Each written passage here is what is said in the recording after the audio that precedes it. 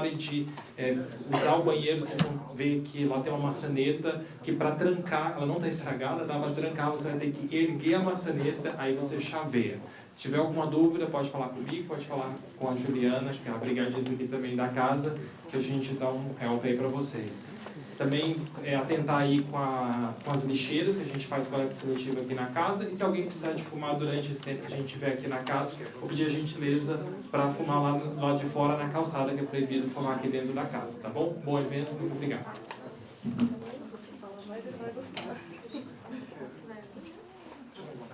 Não tem. Acho que eles podem sentar mais perto aí hoje. Como não tem PowerPoint, né? Então, vou convido aqui o professor Quiroga e o Alexandre Ribeiro, que é coordenador de assuntos econômicos. Como não temos o PowerPoint hoje, é para a gente fazer. Sim.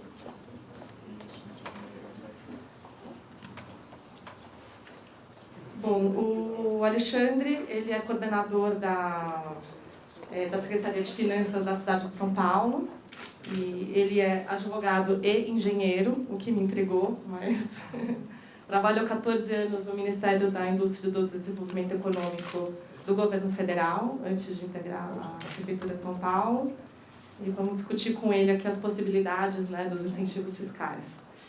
E o professor Quiroga, ele é advogado e professor da USP e também da GV, certo? Entre vocês, quem vai começar? Oi, gente. Bom dia. Bom dia não, boa noite, né? É que o dia ainda para mim nem começou.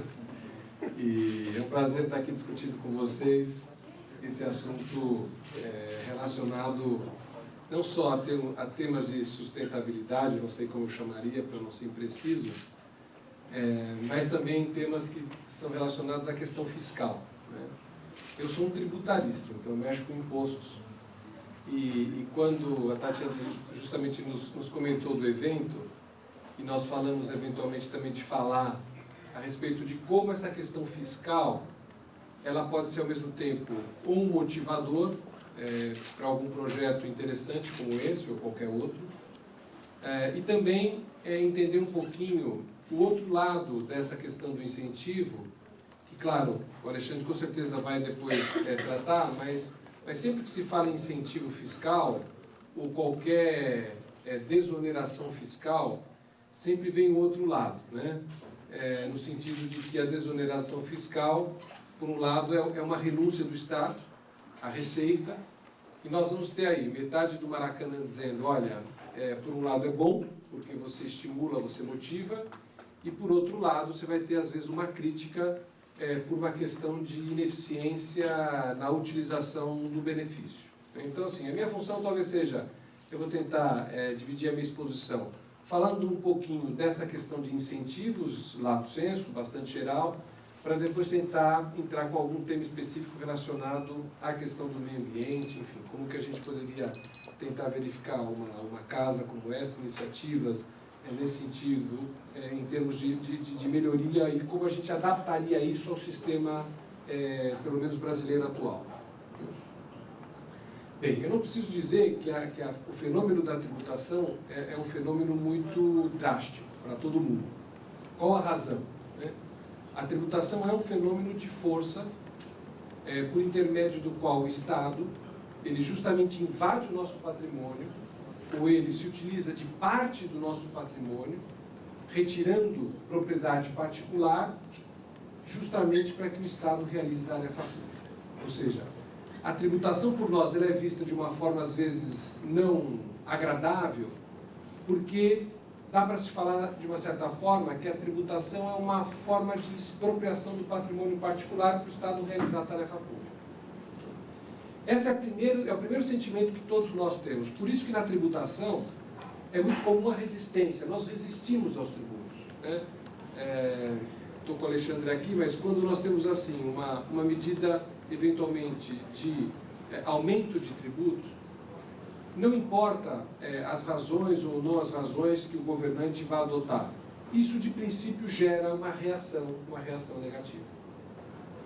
Por outro lado, se a gente pensa também em governo, se a gente pensa em Estado, não é possível imaginar que a gente tem Estado sem justamente essa figura dos tributos. Ou seja, a gente não vai conseguir realizar a tarefa pública se nós não tivermos um mecanismo de atribuição de receitas ou de recebimento de receitas para a realização de tarefas que são absolutamente necessárias.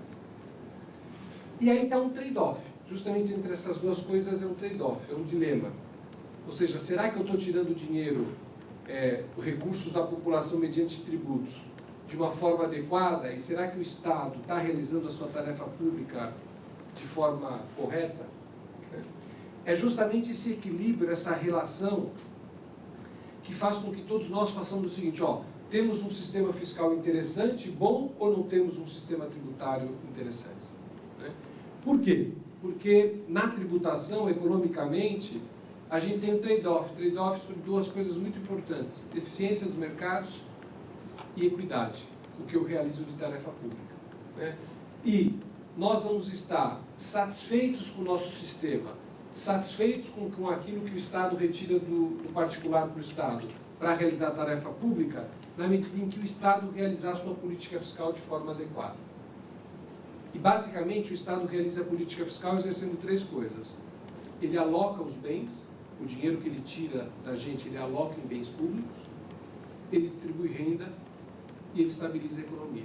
Basicamente, essas três coisas. Então, quando a gente vê lá que ele tira, que hoje a carga tributária no Brasil é 37% do PIB, o que nós estamos falando? Que o Estado tira da riqueza nacional 1,5 trilhão e meio bilhões de reais da eficiência do mercado para realizar a tarefa pública. Ou seja, custa para o Estado realizar tudo que ele faz, 1,5 trilhão da riqueza nacional. E ele vai alocando, ele realiza a distribuição de renda, ele estabiliza a economia, ele faz um monte de coisa. Bem, como aparece a questão do incentivo? Porque nós estamos falando o seguinte, olha, eu tenho uma atividade, eu tenho uma ideia, eu tenho um projeto, e a tributação ele pode ser um indutor, ele pode ser um motivador desse projeto. Onde que entra essa questão do incentivo e quais são as grandes discussões e quais seriam as ideias rápidas que a gente poderia ter para um projeto como esse que a gente vem discutindo já há algumas semanas? Primeiro, a questão de incentivo, ela vem justamente com a ideia seguinte: se eu tenho um projeto que, na verdade, esse projeto vai provocar externalidades positivas ou melhorias positivas, não tem sentido o Estado retirar dinheiro do particular para ele realizar a tarefa pública, se o projeto pelo qual ele dá o incentivo já realiza esse benefício. Seria uma duplicidade de retirada de patrimônio. Ou seja, dando um exemplo dos mais simples, que é o que a gente fala, por exemplo, na área de imunidades, por exemplo, de entidades filantrópicas. Por que se dá imunidade a determinadas entidades filantrópicas? Porque elas fazem as vezes do Estado. Então, se eu tenho lá uma entidade beneficente que tem um hospital, a ideia é a seguinte: para que eu vou tirar tributo do hospital se, na verdade, ele vai realizar aquilo que o Estado faria? A ideia é essa. A ideia qual é? É o Estado renunciar, mas por um projeto que provoca um benefício imediato, pode ser esse exemplo, ou externalidades, que na verdade externalidades positivas, que eu acho que é o que a gente está falando mais aqui. Tá?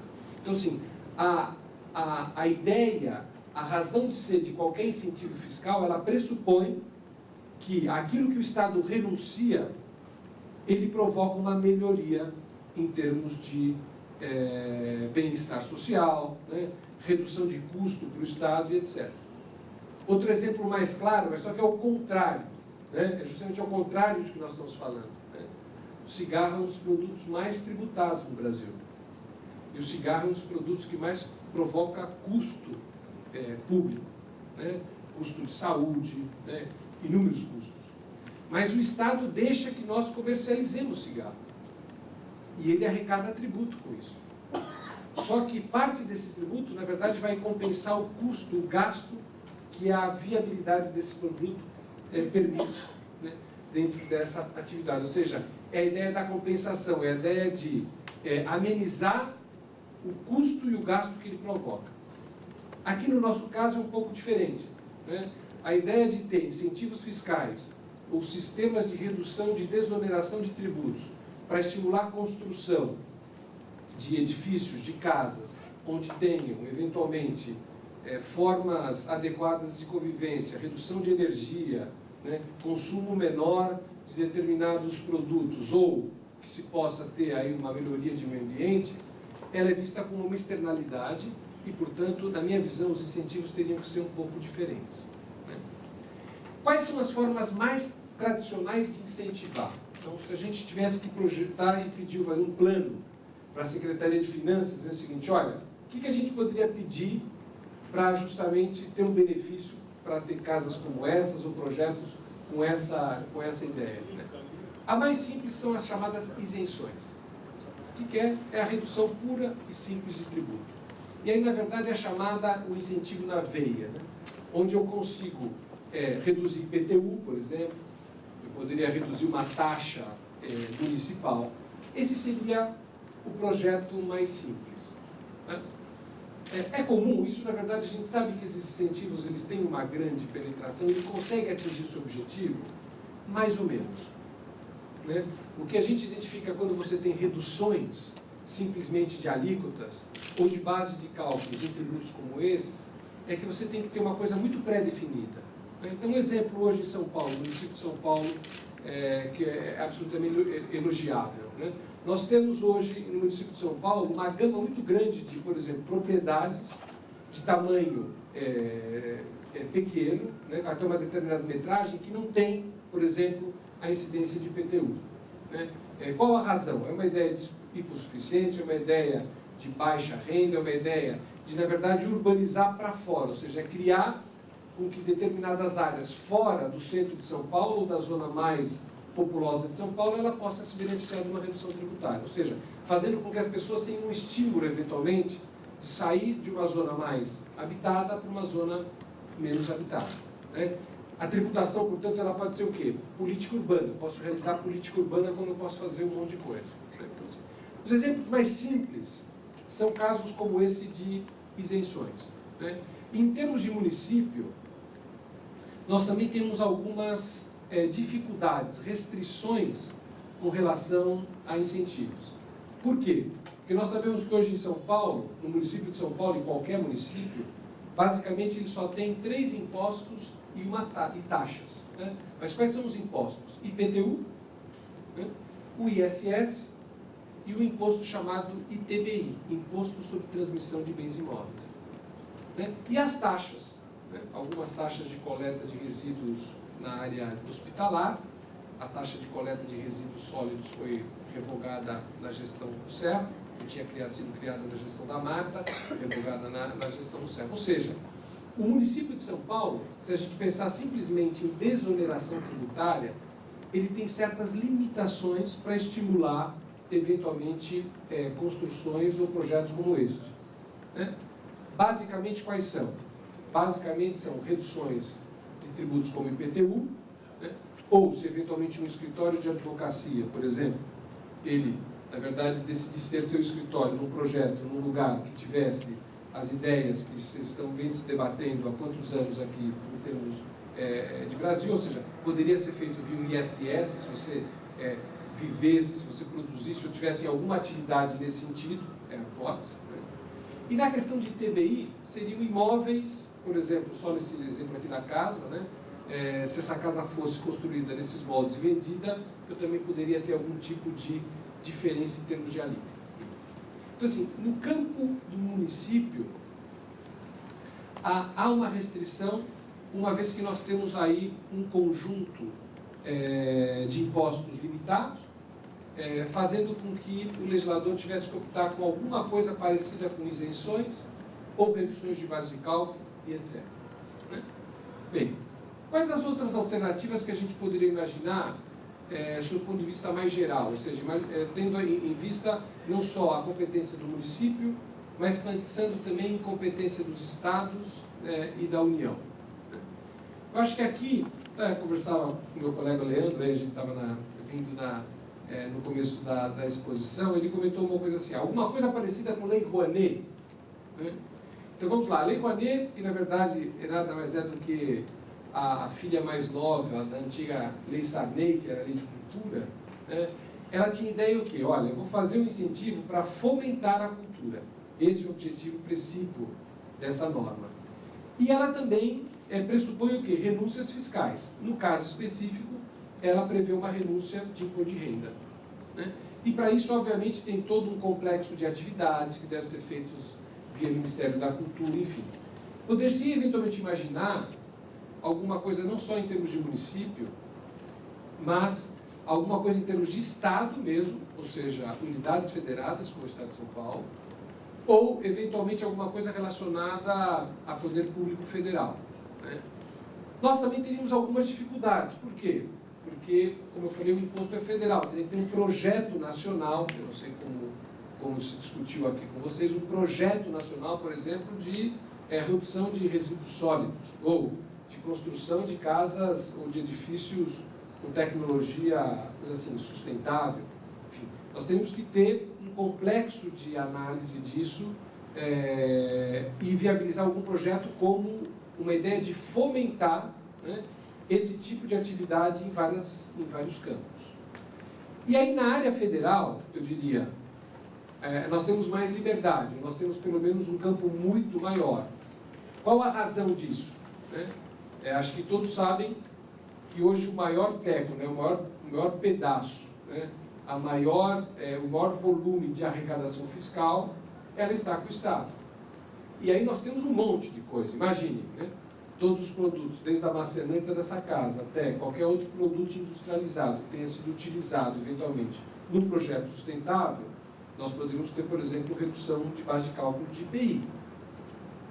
Sem brincar, né, quer dizer assim, uma Ferrari que agrega ao camarote, como dizem aí, eventualmente, né, tem uma alíquota de 70%, ou não sei, de 100%, né, porque a essencialidade dela não vale nada.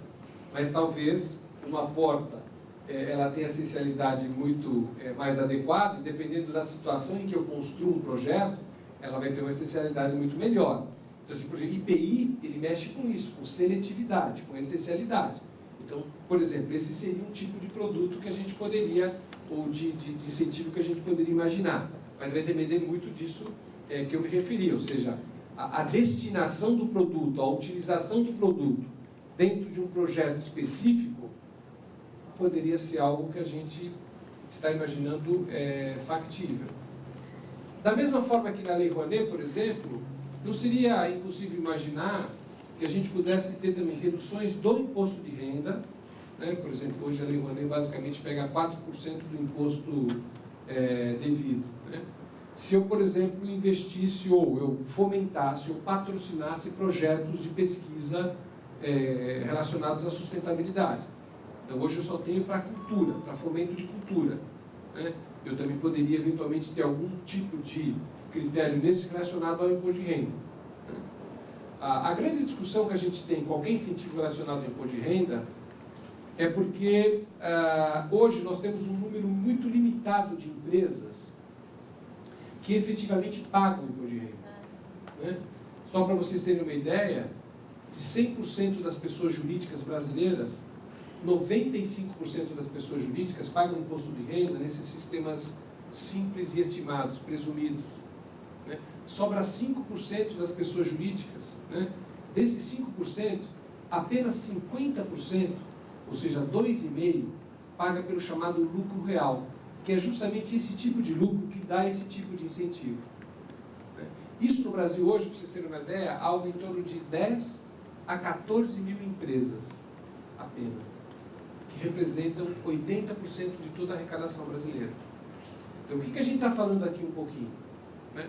Quando você pensa em incentivo, você tem que, principalmente incentivo fiscal, e como ele sempre será uma renúncia fiscal, isso é importante, portanto, a gente tem que saber o lado do Estado, do governo, e vou deixar para o Alexandre, eu não sei se é isso que ele vai tocar, ou qual o viés da exposição dele, não dá para pensar de forma diferente, né? Ou seja, se por um lado, a desoneração fiscal, ela provoca uma indução, uma motivação para você efetivamente se envolver em projetos como esses, elas têm que ser muito bem pensadas e identificar onde efetivamente há renda, por exemplo, né?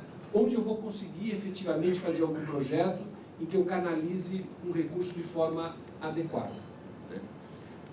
Por exemplo, então esses exemplos que nós damos aqui, só por cogitação, de um tipo de incentivo tipo Lei Rouanet, né, ele teria que ser muito pensado, uma vez que uma das grandes discussões hoje em matéria fiscal é a questão, primeiro, da acumulação de incentivos, né? Portanto, mais de um incentivo sobre os mesmos tributos, e também se a gente deveria ter, por exemplo, incentivos sobre prazo condicional ou sem prazo condicional, né? Então, se eu quiser desenvolver projetos, eu falo, nos próximos 5 anos, ou nos próximos 10 anos, quem realizar a construção de obras dessa forma, ou quem realizar projetos nessas condições, no prazo de X anos, usufruirá, gozará desses benefícios. Então, assim, outra hipótese a se pensar é não estabelecer incentivos indefinidos, né, no prazo, mas sim restritos.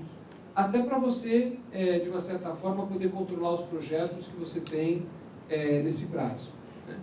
Obviamente que eu estou falando de condições bastante amplas, né? Ou seja, nós temos aí uma gama de alternativas muito grande. Então, por exemplo, a parte do IPI no federal, a parte propriamente de imposto de renda, de IPI e imposto de renda. Outra coisa, por exemplo, importante que poderia ser pensada, né, muita coisa de importação de produto estrangeiro, né? Eventualmente, não sei se nessa área, e vocês tiveram discutido todo esse tempo, pelo menos a minha perspectiva é de que a tecnologia, talvez que o Brasil precise para isso, não seja uma tecnologia que a gente tenha no Brasil, né, e que, portanto, a gente precisa importar. Isso teve um alemão aqui, teve um americano, enfim. Normalmente a gente tem uma tecnologia sofisticada e que a gente não dispõe, talvez, dessa tecnologia. Então, e para isso vai precisar do quê? Na verdade, de capital e de equipamentos onde você possa, efetivamente, eventualmente, fazer alguma coisa nesse sentido.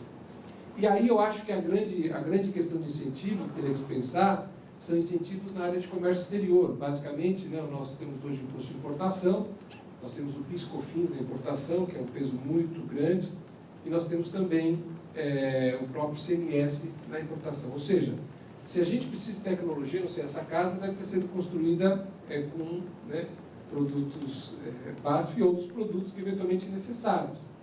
Mas, com certeza, a importação ela onera demais a nossa produção, aquilo que a gente quer fazer. Então, talvez no comércio exterior esteja aí um flanco interessante de se imaginar tipos de incentivo.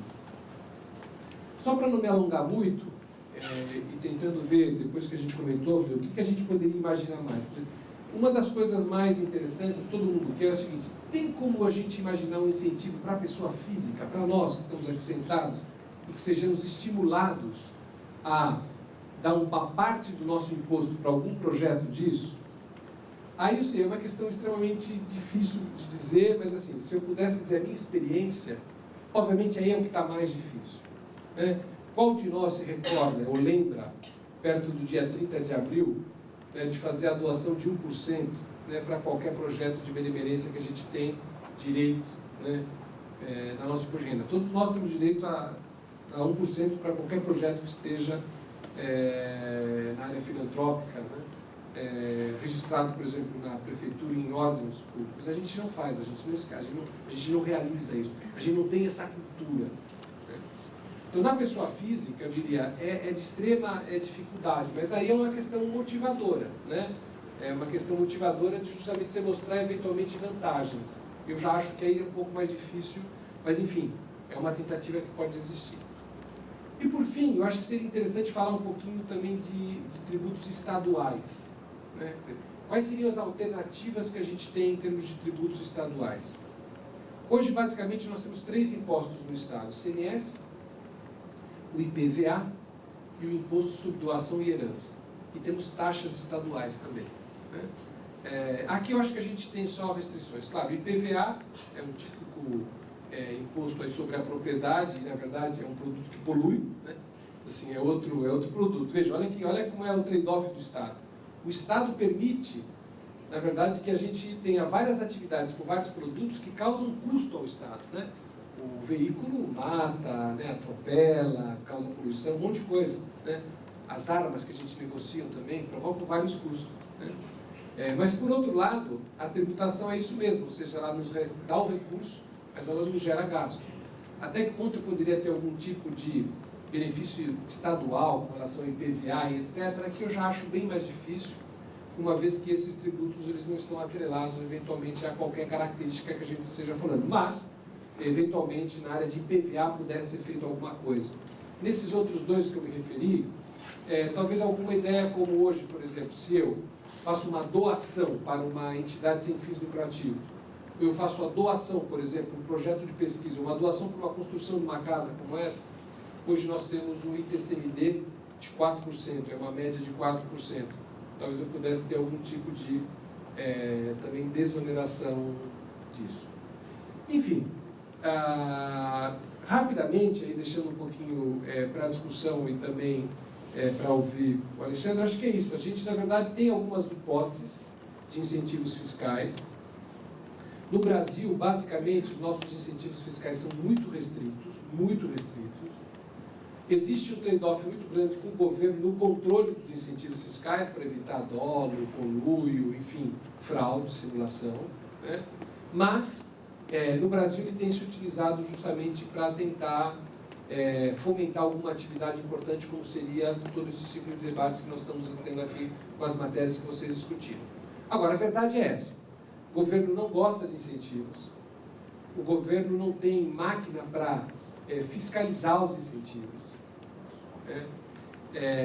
E o brasileiro, né, com relação ao incentivo, ele tem também algumas histórias que o desmotivaram no sentido de efetivamente adotar algum tipo de incentivo para um projeto ou não.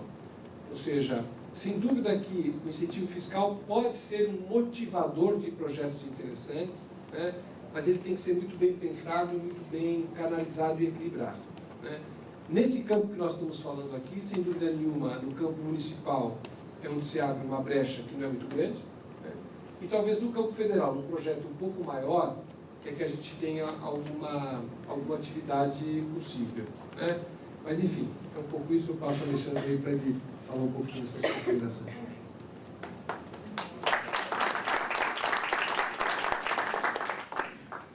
Obrigado pelo convite para estar aqui. Represento o secretário Marcos Cruz, secretário de Finanças e Desenvolvimento Econômico.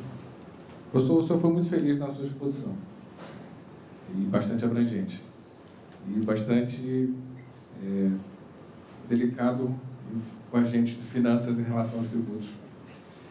E, primeiramente, acho que o senhor foi muito feliz. A questão do tributo, a contrapartida do tributo e a ação do Estado. Então, a gente não quer pagar o tributo, mas a gente quer que o Estado preste serviços para a gente. A gente quer escola, a gente quer creche, a gente quer hospital, mas a gente tem que pagar por isso. Isso tem um custo.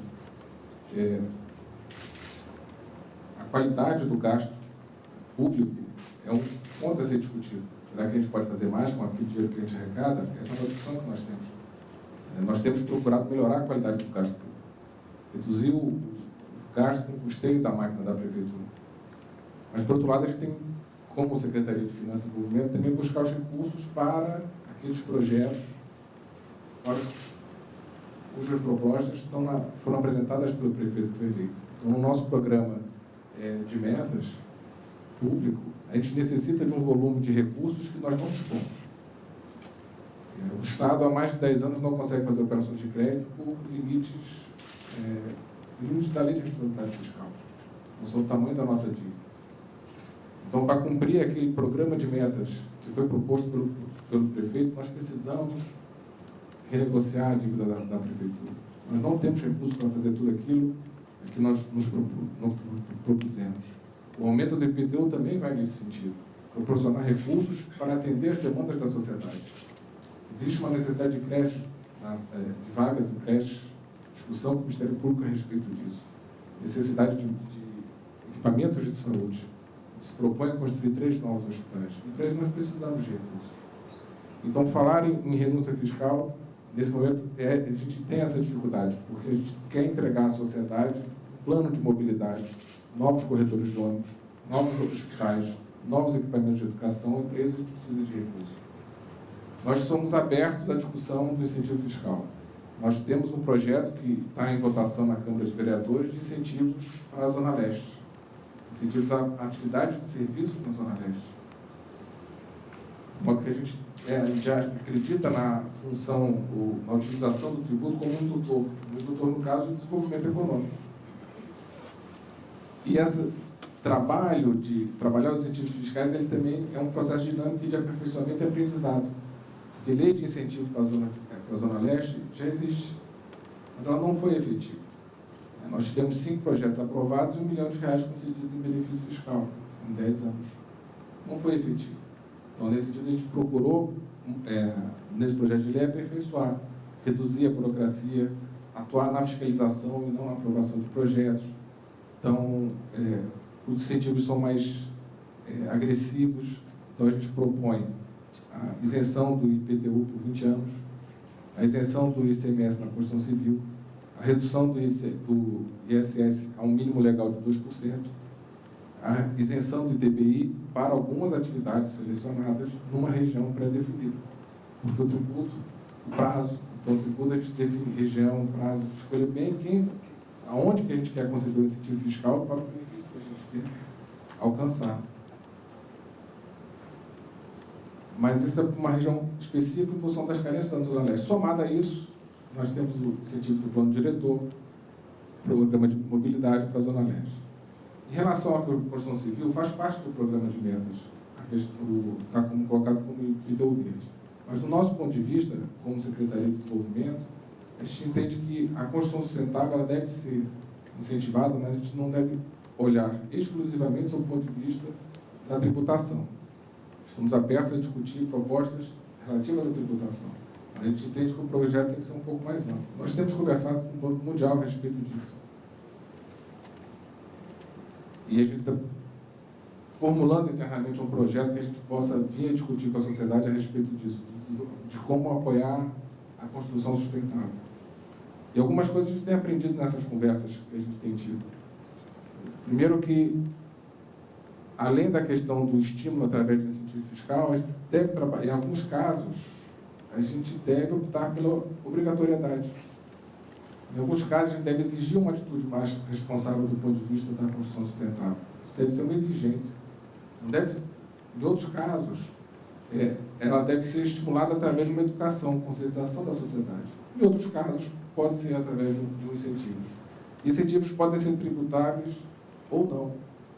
Então, trabalhar a questão do limite de construção, limite de utilização do espaço, a compensação ambiental, em caso de obras de grande impacto, é também um estímulo. Você pode trabalhar a questão da compensação ambiental, sempre utilizá-la como uma forma de incentivo a uma construção mais sustentável.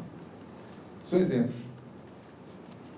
Eu quero dizer que a gente não precisa se ater apenas à questão tributária. A tributária também, mas que outros tipos de estímulo à construção sustentável. E a gente está, com isso é uma proposta do prefeito, a gente está tentando construir uma proposta nesse sentido. Mas nós temos dificuldades, principalmente quando a gente fala de tributos. Primeiro, pelos poucos espaço fiscal que nós temos, em função do programa de investimentos que a prefeitura quer fazer. E o segundo é a forma de como construir esse incentivo fiscal. E o professor foi muito eficiente em explorar essas dificuldades, não apenas no plano municipal, mas também no estadual e federal. Então, nós temos por exemplo, no caso do IPTU, nós temos uma gama grande de contribuintes que são isentos do IPTU. Qual o estímulo se eu dou um incentivo no IPTU, qual o estímulo que essa pessoa que já é isenta vai ter em fazer uma reforma na sua casa, ou construir uma casa nova, de fazer uma construção sustentável, se ele já não paga o IPTU? Eu vou dar um incentivo só para o grande investidor, e como é que eu vou justificar a sociedade que eu estou dando benefício para alguém que tem condições de pagar por aquilo? E não vou dar um incentivo para aquele que tem menor poder aquisitivo. Isso é um debate que tem que ter com a sociedade. Não é simples passar para a sociedade que eu estou dando. Quando você oferece um benefício fiscal a um determinado grupo, aquele que não tem aquele benefício chia. Por que eu não tenho esse benefício fiscal também? Então, de que forma que a gente pode trabalhar? Outra questão em relação ao benefício relacionado à construção é a operacionalização do ponto de vista do tributário. Como é que eu vou assegurar que o benefício fiscal está sendo realmente bem aproveitado, que não há fraude. Com que máquina pública eu vou precisar, com que quantidade de fiscais eu vou precisar, com que tipo de instrumentos eu vou precisar para fazer essa aferição se a construção é ou não é sustentável. Se ela, uma vez construída, se ela continua atendendo os requisitos de eficiência energética, de consumo de água, uma vez já construída ou não. Se a manutenção está sendo feita de forma adequada. O que fazer em relação aos imóveis que já estão construídos. Não é simples, a gente tem muita dificuldade na Secretaria de Finanças em identificar como fazer essa operacionalização. Como fazer isso? Trabalhar com certificação tem um custo. Quem vai pagar esse custo? Como é que o pequeno vai ter acesso a poder pagar por essa certificação? Certificação é uma forma segura do ponto de vista do Estado? Atende os requisitos legais de poder de polícia, de fiscalização do cumprimento do tributo? Não sei. Não sei, precisamos discutir isso. Então, a operacionalização, no caso, por exemplo, do IPTU, é difícil. E de que forma que o benefício também chega àquela pessoa que a gente quer que tenha? Como é que a gente garante que o incentivo fiscal não vai ser apropriado por alguém da cadeia de valor no meio do caminho e isso não se reverta no benefício para a sociedade? Assegurar que o benefício fiscal cumpra o seu propósito também é uma dificuldade do ponto de vista da administração. Garantir que esse benefício realmente seja revertido à sociedade. Qual é a contrapartida que a gente vai exigir para esse benefício fiscal? Do ponto de vista estadual e federal, o senhor colocou bem, professor, muitos desses produtos são importados.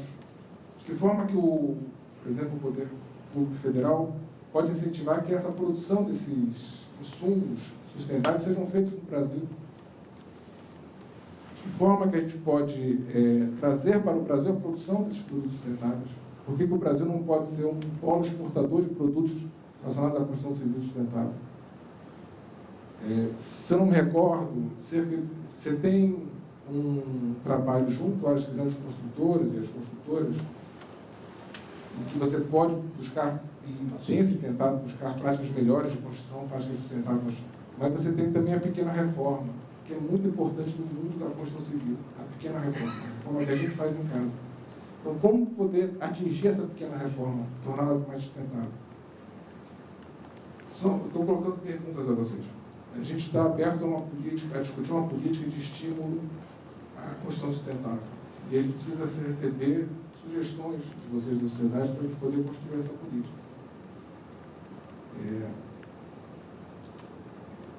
Alinhado com o Estado e a União pode ser uma forma. Acredito que não precisa ser um esforço exclusivo do município. E acho que a gente tem que ter em mente isso. Algumas políticas têm que ser obrigatórias também. E já existem leis no município sobre isso, leis de uso que acabaram não sendo plenamente aplicáveis, leis de uso de aquecimento solar em edificações, enfim, reutilização de água. Existem legislações nesse sentido. Então, não posso dar um incentivo fiscal para alguma coisa que a lei já obriga o contribuinte a fazer. É contrassenso. Se já existe uma lei que obriga o contribuinte a fazer alguma coisa, eu não posso dar incentivo fiscal para aquilo. Aquilo já é uma obrigação. Habitação individual social, HIS, sim, de repente, acho que aí pode ter algum tipo de incentivo. Porque ele não tem a capacidade econômica, eventualmente, de pagar, se for o caso de uma construção mais cara, de pagar por esse diferencial, se for o caso. Porque nós temos que tentar buscar também a forma de dar economicidade a essa construção sustentável. E isso junto com o setor produtivo. Fazer com que essas novas tecnologias se tornem mais acessíveis. Como torná-las mais acessíveis? A escala de São Paulo é suficiente para viabilizar uma produção nacional, uma redução do seu custo? São essas questões que eu queria colocar para vocês e dizer que nós estamos abertos. Assim, nós queremos fazer, estamos abertos a sugestões, mas a gente não sabe como fazer isso. Obrigado.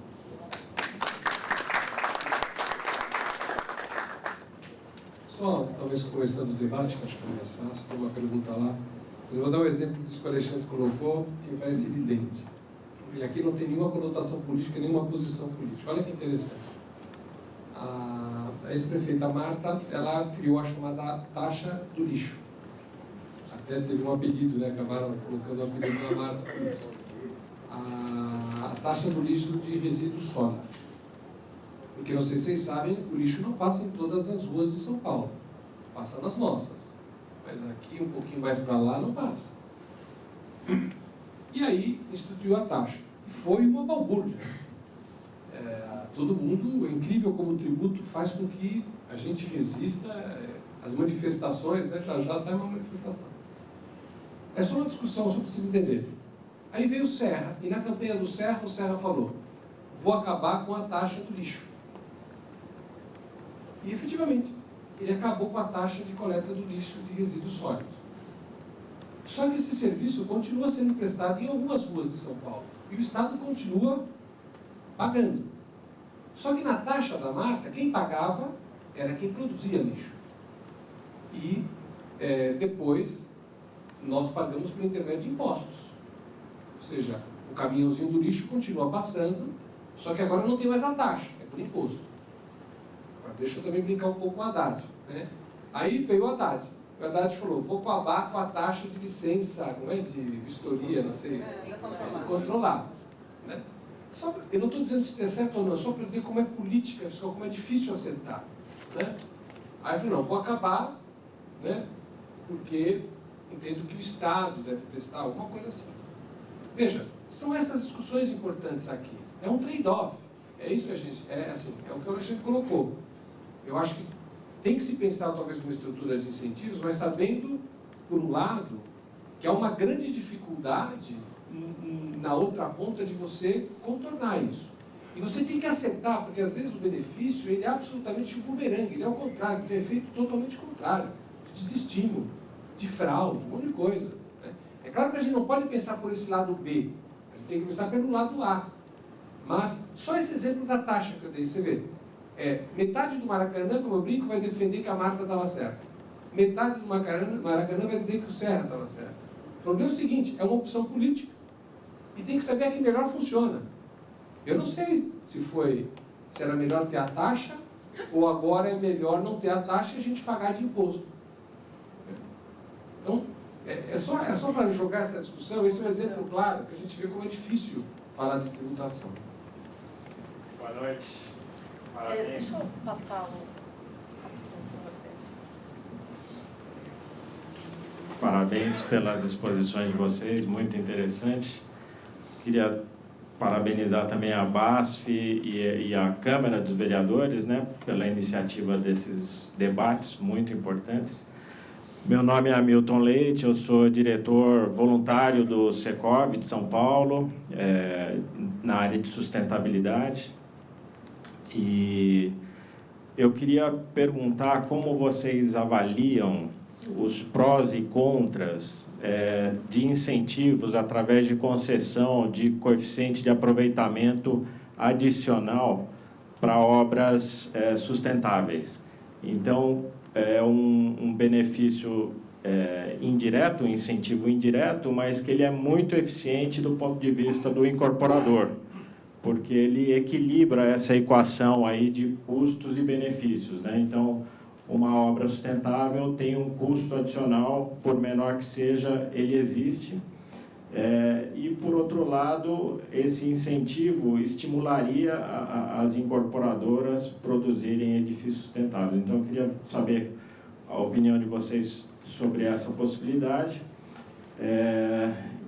Assim, esse é um tema que eu tenho estudado. Eu concluí o programa de mestrado na Civil da Poli para estudar essa questão dos custos e benefícios da construção sustentável, né? Então, os custos eles estão muito em cima do incorporador, que não tem os benefícios financeiros, especialmente, na mesma medida, né? Os benefícios financeiros vão muito para o usuário e para o poder público também, na medida que ele pode economizar custos de infraestrutura, de água, de energia, sistema viário, saúde da população, né? Porque os edifícios sustentáveis são mais saudáveis. Então, eu acho que é uma boa possibilidade de se analisar esse incentivo de potencial de construção adicional acima do que normalmente as empresas obteriam. É uma boa ideia, mas do ponto de vista de Secretaria de Finanças, isso é uma renúncia fiscal, é uma renúncia de receitas uma renúncia de receitas, porque a gente poderia vender esse potencial construtivo. Então a gente está abrindo mão. É uma forma de fazer. O que a gente tem que pensar, isso pode fazer parte de uma política que incentiva a construção sustentável, sim. Agora a gente tem que ver qual é o benefício, de que forma, se esse benefício ele é proporcional a essa renúncia. Isso tem que estar inserido dentro de uma política de apoio à construção civil. Não pode, acho que ela não deve ser vista isoladamente. Isso é um bom mecanismo, em tese. Nós temos que discutir isso no âmbito do novo plano diretor, da proposta de organização espacial. Isso também é uma política urbanística, porque aumentar o potencial construtivo vai ter um impacto no tecido urbano. Então, não pode ser visto exclusivamente do ponto de vista da receita, ele tem que ser visto do ponto de vista urbanístico também. Isso tem que estar inserido dentro de uma política de apoio à construção sustentável. Em tese, pode ser um bom mecanismo. Quem sabe até também para estimular a habitação de interesse social através desse mecanismo. Uma outra possibilidade.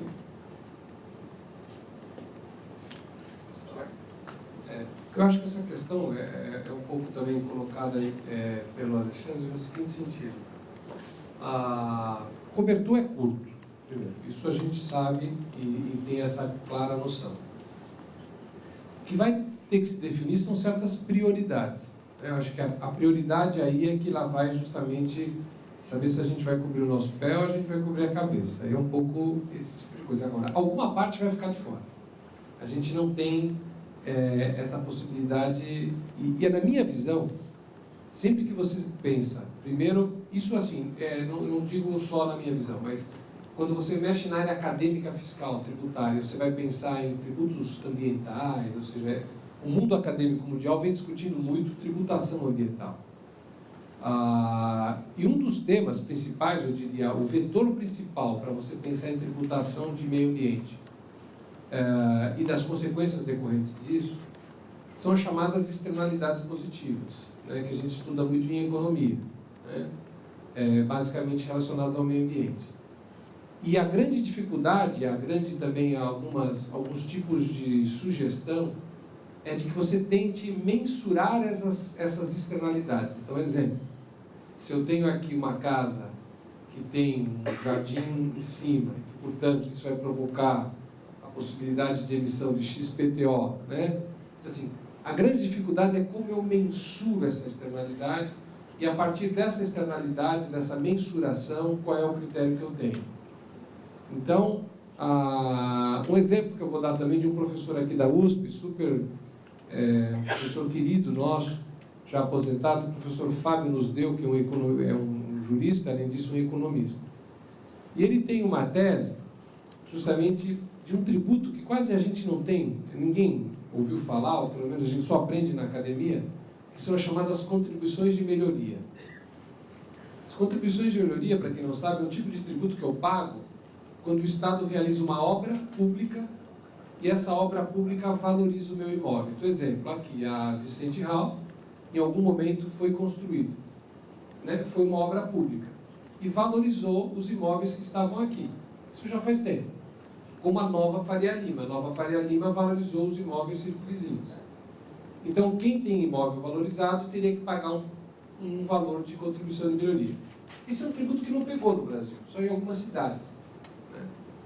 E uma das grandes propostas, por exemplo, que o professor Fábio nos deu, é as contribuições de melhoria no sentido ambiental, ou seja, é um tributo que hoje a gente não cobra, é um tributo que a gente não usa, mas que talvez ele pudesse ter um viés interessante de arrecadação para quê? Para justamente projetos que têm impacto ambiental.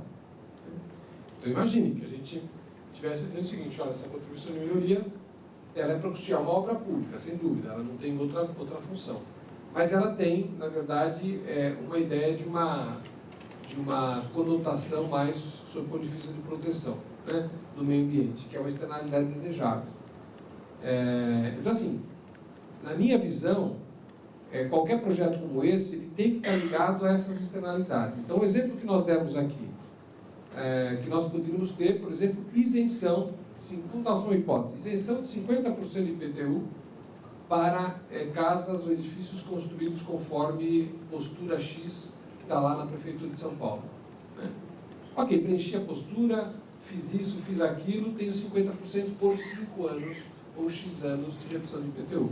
É bonito, eu como tributarista consigo colocar isso no papel e vai sair bonito. Né? O ponto é saber se realmente isso daí vai ter o retorno que a gente gostaria de ter. Né? O Alexandre colocou num ponto importante, por exemplo, que é o seguinte: quem vai cuidar dessa certificação? Quem vai dar o ok? Né? Porque tem coisas que a gente deveria fazer e não deveria ter incentivo. Né? Foi bem colocado por ele. E tem outras que não, que realmente fazem sentido a gente ter uma renúncia para estimular. Né? Mas, claramente, só para jogar em discussão, o que a gente precisa escolher são prioridades. Então, por exemplo, hoje é uma prioridade em São Paulo o meio ambiente ou é uma prioridade mobilidade urbana? Não sei. Estou só levantando questões. Talvez eu, que demorei quase 1h30 para chegar aqui, com certeza responda para você hoje que eu gostaria que tivesse alguma coisa relacionada à mobilidade urbana. Mas é difícil responder, cada um vai ter a sua visão. Mas também é uma escolha política, é igual a taxa de resíduos ou não a taxa, é uma escolha. E essa escolha vai ser aferida por nós nas eleições, quem acha que foi bem e quem acha que foi ruim. Tá? Agora, tecnicamente, voltando ao assunto, eu acho que esses outros tipos de incentivos, como que você comentou, que seria potencial de construção, ele até deixa de ser um incentivo fiscal, ele passa a ser um incentivo financeiro, né? Ou mercadológico, né? Que pode ser acoplado a eles. Agora, no campo da prefeitura, sem dúvida nenhuma, na minha visão, só seríamos cabíveis nessas coisas na área de ISS, como eu falei, de IPTU, e com muitas limitações.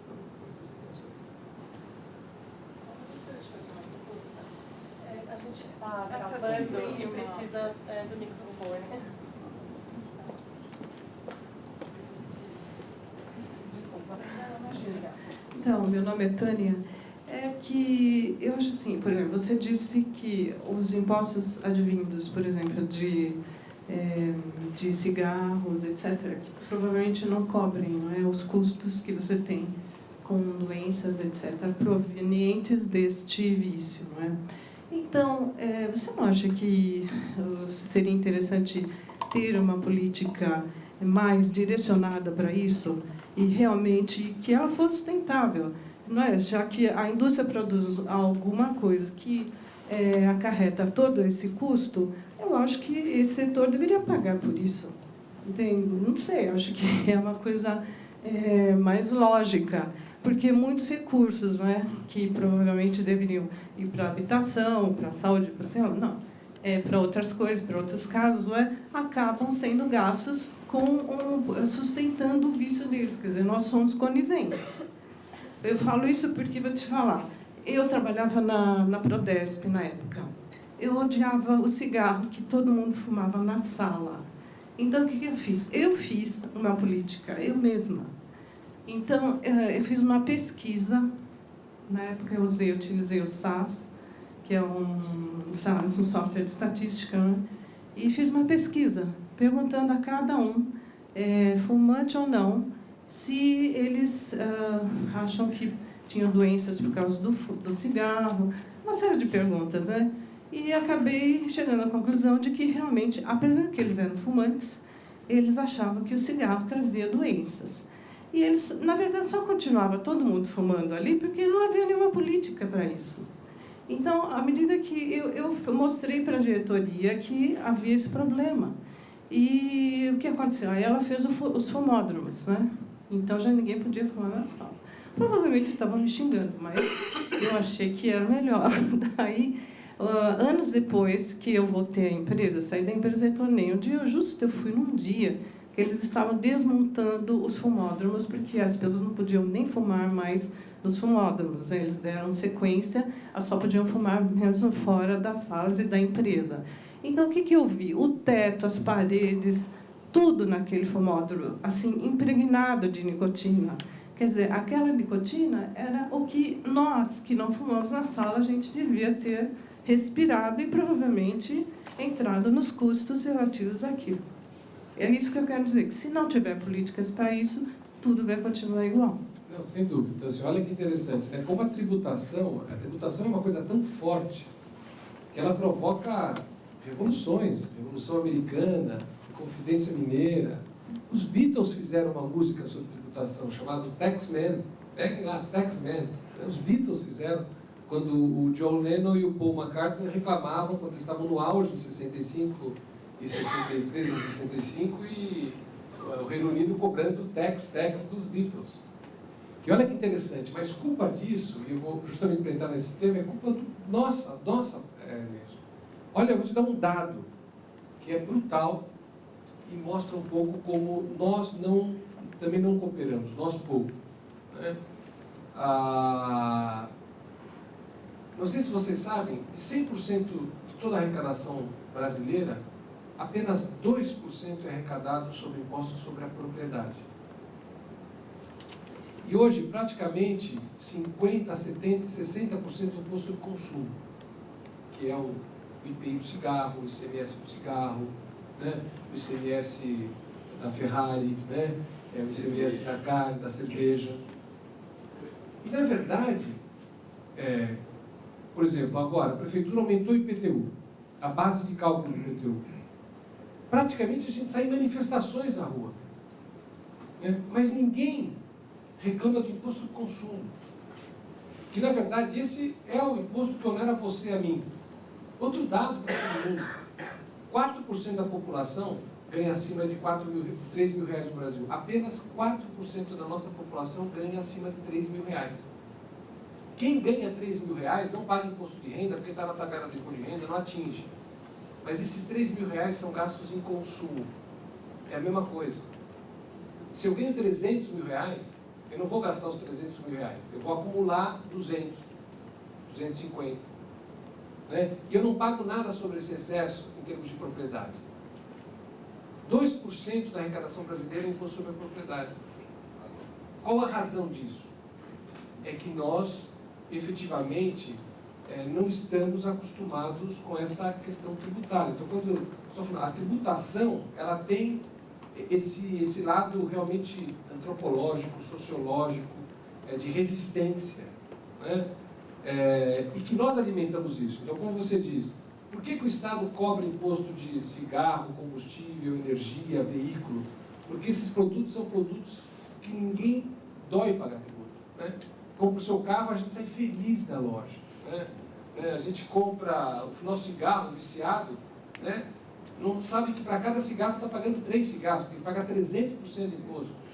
Mas ele sai feliz. Sim, nem está o IPI, mas você fica com trânsito.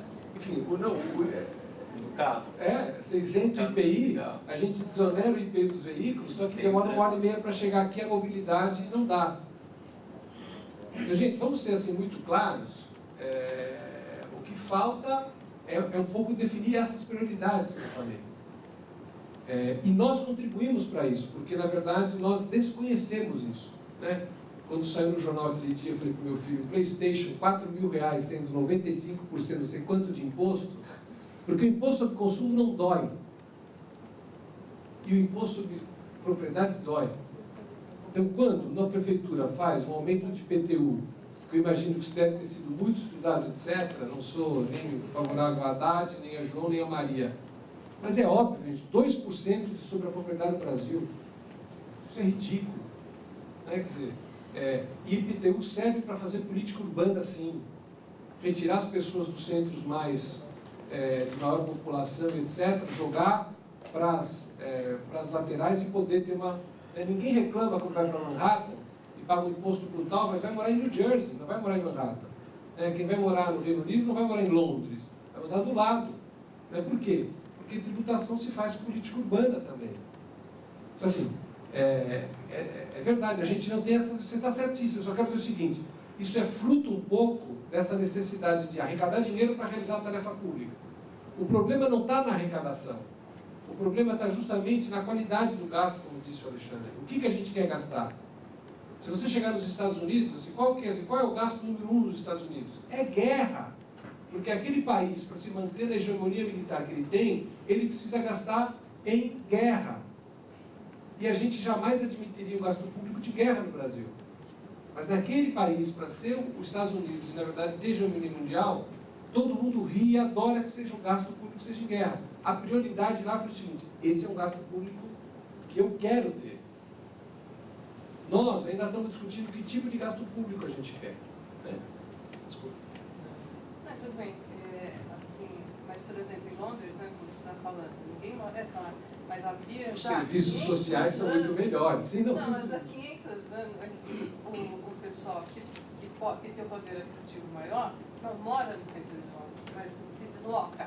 Por isso que o metrô, a passagem é mais cara. Mobilidade. Lógico, quando você mora mais longe, você paga mais. E se você mora no centro, você paga menos. Mas aqui não, o preço é o mesmo. Por quê? Porque a periferia, não adianta você comprar mais na periferia. Sim, mas é um conjunto de fatores, não tem um fator, é um conjunto que provoca isso. Meu nome é Carolina e eu fiquei aqui pensando quando você falou sobre consumo. E me vem à cabeça, é um comentário, tá? E me vem à cabeça que talvez o problema é porque a gente deveria começar a pensar a propriedade como consumo também, né? Porque a gente está consumindo o apartamento que a gente mora, a gente está comprando aqueles materiais empregados ali, aquela tecnologia que foi escolhida ali, aonde a gente está trabalhando, etc. Então, eu acho que a mentalidade, né, nossa, como cidadãos, talvez possa mudar também esse jeito da gente olhar, né, a nossa propriedade como um consumo, porque são as nossas escolhas também que interferem no que o governo vai fazer, no que a gente está se informando também, né? E a gente estava conversando nesse ciclo de debates, né? E vários comentários pós-palestras vieram assim: nossa, eu não sabia disso, não sabia daquilo, não sabia que uma fachada assim assado gerava mais conforto para a cidade, gerava mais conforto para o edifício, não sabia que o telhado verde já tinha uma tecnologia mais acessível. Então foi bem interessante ver o quanto a gente é bem ignorante ainda, né, nessa questão de o olhar para onde a gente vai ocupar. E uma outra coisa que me fez querer falar aqui para vocês é a questão da mobilidade. Eu acho que ela está também relacionada à edificação, né? Porque quando a gente constrói, a gente projeta um edifício, né? Qualquer edificação, pensando em quantas vagas de carro vão ter lá, quantas pessoas vão morar, como essas pessoas vão morar, né? E a escolha que a gente faz, né? Onde a gente trabalha, onde a gente mora, onde a gente compra, onde a gente vive. Então, assim, o que você comentou, Alexandre, do quanto tem ainda para pensar, né? Então eu fico imaginando o quanto realmente deve ser difícil, porque até com relação a incentivos, tipo, vai incentivar o que está por vir, mas e o passivo, né? Que já tem, como que a gente faz com isso, né? Porque as construções existentes, no fundo, assim, sem ser tão com um olhar maquiavélico, mas são vilões, né? Então é um passivo que a gente tem. E aí, talvez até aí, né? E aí, vai dar incentivo para eles e esses que geraram passivo, o que a gente faz, né? Até porque talvez a gente vá, num futuro breve, exigir que eles também se transformem, né? Isso está chegando. Então, assim, enfim, só para comentar, porque na minha cabeça, eu sou consultora da área ambiental, mas eu fico bem confusa também quando eu me deparo com esse pensamento, porque, enfim... Tá aí, e eu sou uma das idealizadoras do ciclo aqui com a Tatiana, e é por isso que a gente quis fazer esse papo todo, porque, enfim, deve ter muito assunto ainda pela frente. E de repente, até agora, depois desse comentário, eu tenho uma curiosidade. Queria saber se vocês sabem como está o Quali Verde no Rio, se está dando certo ou não. O Quali Verde é um programa que o município do Rio fez. Acho que é uma certificação. Não sei como está indo, se está dando certo, se não está. E também não sei como que eles fizeram com relação a isso, se abriu edital, se empresas privadas podem entrar para, enfim, ajudar, participar. Aí é uma pergunta, porque aí eu também desconheço. A gente tentou trazer alguém do Quali Verde aqui, a gente não conseguiu. Eu desconheço a experiência do Quali Verde. O que eu posso dizer é que a gente tem uma interação muito grande com governos de outras cidades, principalmente Rio de Janeiro, Belo Horizonte, e também estaduais do Rio de Janeiro, Minas. A gente conversa bastante, né, dentro do governo. Mas em relação à Colina Verde eu não conheço. Em relação à questão da mobilidade, a construção, não é a nossa área, a área está no novo plano diretor, mas é justamente essa ideia de adensar junto aos corredores de ônibus e esvaziar o interior dos bairros, né? Forçar o adensamento junto dos corredores de ônibus para facilitar o processo, usar mais o processo de transporte coletivo. Né? Isso está na discussão do plano diretor. É um pouco isso que a gente está pensando. Mas aí o Fernando Melo Franco é que tem que explicar melhor isso. Eu estava conversando com o Alexandre antes da gente começar e a gente discutiu essa questão da fiscalização, né? Então, a gente estabelece determinados critérios para uma construção sustentável e ela é sustentável em dois momentos, né? Na hora da construção, quando ela está sendo feita, né? Então, aí a gente recai uma responsabilidade ou um compromisso da incorporadora e também uma eficiência na operação dele, que aí também você depende de uma manutenção do usuário. Tem um mix aí de agentes que podem ser obrigados ou incentivados e uma tributação que incide sobre esses agentes, né, diferentes. Então, como eu coloquei, né, uma grande surpresa, uma coisa boa que aconteceu nesses 9 dias de debate é que a gente conseguiu enxergar que não é tão caro fazer uma construção sustentável. No segundo dia do ciclo, a gente teve aqui presente o secretário do Meio Ambiente de Osasco, que falou sobre o programa de selo verde deles, do IPTU verde deles.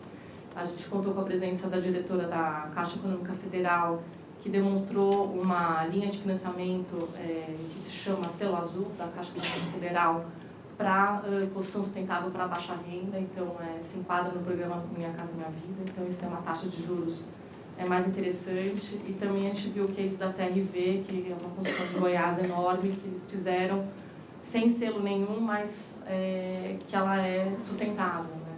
E então eu vejo 3 elementos aí que tocariam no bolso desses agentes, né? Um que seria um benefício para a incorporadora, como bem o representante do Secov colocou, que seria a concessão de um potencial construtivo maior para a incorporadora que adotasse um projeto, né, que visasse drenagem de água, eficiência energética, assim por diante. A gente falou sobre uma redução de IPTU para o indivíduo que pudesse, né, manter essa eficiência.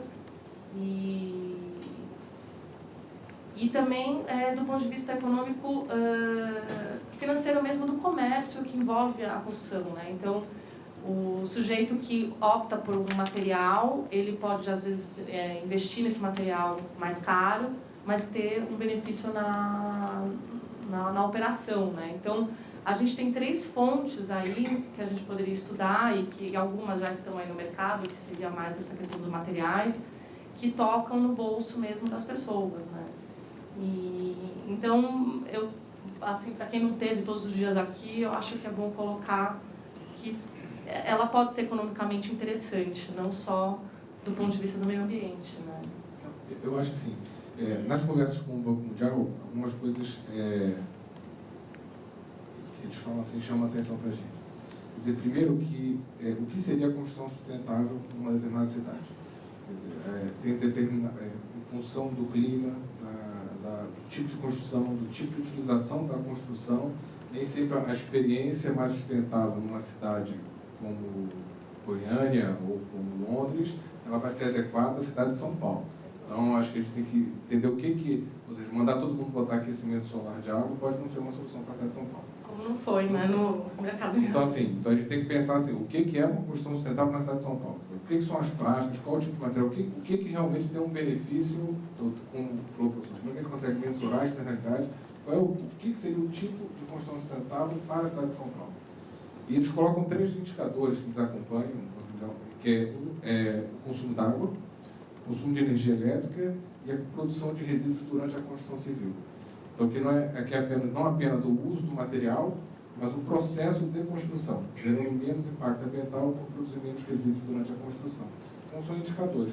O que a gente precisa é aprofundar esse tipo de estudo para a gente poder entender o que a gente entende como sustentável, eu acho que assim, o que a gente quer como construção sustentável, o que vai balizar algum tipo de proposta de política de apoio, que tipo de impacto que a gente acha que a gente deva medir é o consumo d'água, o consumo de energia, produção de resíduos sólidos, tem mais algum outro critério ou não, que indicador que a gente vai usar para mensurar, e aí a gente buscar qual é o tipo, o que é aquilo que a gente vai obrigar a fazer.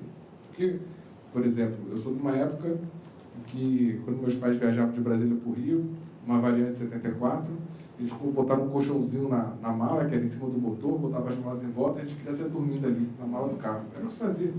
E a gente ia dormindo, graças a Deus nunca teve nenhum acidente. Isso é impensável hoje em dia. Hoje em dia, ninguém usava cinto de segurança. E hoje em dia, cinto de segurança é obrigatório, pronto. Enfim, qual é o custo disso? Não, você vai ter que usar. E tem que ter cinto de 3 pontas na frente. Né? Então, você está exigindo um diesel, você está exigindo que o diesel tenha uma qualidade, uma menor emissão. E não tem incentivo para isso, tem custo. Você vai ter que fazer a partir de agora e vai pagar por isso e pronto. E os novos motores vão ter que usar esse diesel e pronto. E você vai pagar por isso. Ponto. É assim que funciona. Te dou um prazo para você cumprir isso. Então, o que é aquilo que nós vamos querer que seja obrigatório? Então, para esse tipo de construção, para esse tipo de incorporação, vai ser obrigatório. E isso é obrigatório. Isso é o mínimo que você vai ter que fazer a partir de agora. O que é aquilo que nós queremos estimular em termos de conscientização? Aquilo que o mercado, como você disse na nossa conversa, assim, o mercado passa a valorizar e para eu vender aquela casa naquela localidade, ela tem que ter um requisito mínimo de sustentabilidade, porque o consumidor já não aceita algo menor do que aquilo. Então, o que a gente tem que estimular?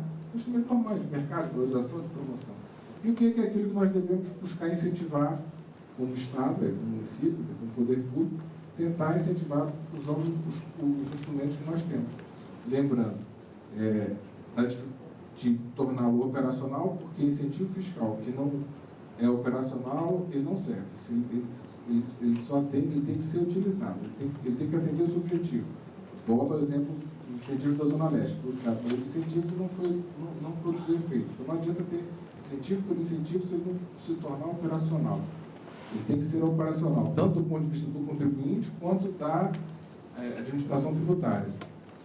E receita, tem que sempre pensar que é uma das prioridades que a pessoa coloca. E a lei de responsabilidade fiscal nos exige isso. Para todo incentivo fiscal ou qualquer tipo de renúncia, eu tenho que prever de onde que eu vou prover recursos para cobrir aquele tipo de incentivo.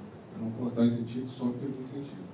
Lembrando que as demandas socioambientais concorrem com as demandas culturais, com as demandas de educação, com as demandas de saúde, com as demandas de transporte, pressionado pelo apoio do Estado, seja através da ação direta, seja através da indução no sistema tributário.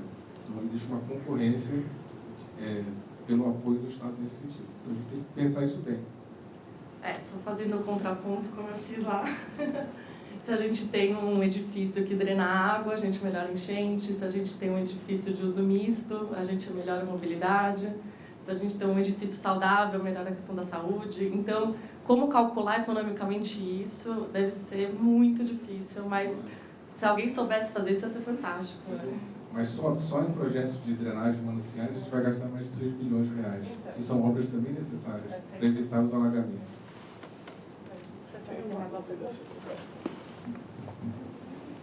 São duas dúvidas, na verdade. Eu concordo com o senhor Secov que precisa ter algum incentivo, obrigação para o desenvolvedor do projeto incorporador desenvolver um projeto sustentável, porque tem um custo extra, ele vende aquele projeto, então, para cobrir esse custo extra, precisava de algum incentivo. A gente está num momento que vai aumentar a outorga onerosa, que eu acho que é uma taxa, não é um imposto, caria na categoria de taxas. Então, está aumentando o comprimento do cobertor. Não sei se não seria uma boa hora para dar alguma vantagem nesse sentido, se isso é da Secretaria das Finanças ou está dentro do plano diretor. E a minha segunda dúvida depois não sei se eu já pergunto já, por que o brasileiro tem restrição a incentivo fiscal? Queria saber depois a história. a gente está incentivando a verticalização em determinados pontos e reduzindo em outros. Então, você está criando limitações em determinadas áreas para poder permitir em outras áreas.